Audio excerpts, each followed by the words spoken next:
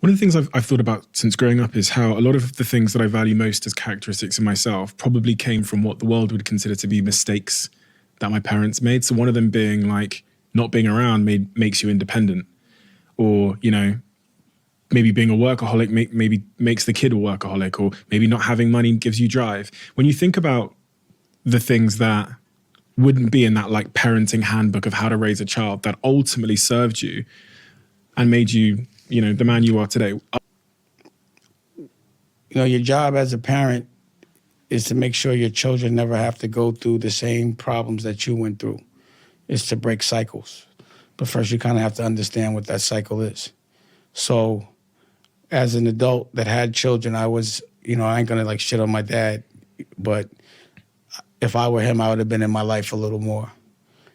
And you can look at there's this thing like, if your father's an alcoholic, you could either become an alcoholic because of it or just never touch drinks. It depends on how things affect you. So, the way he parented and the way I knew and I was conscious about the way it made me feel, I knew what not to do to my children or what not to, be absent or when I should be consistent.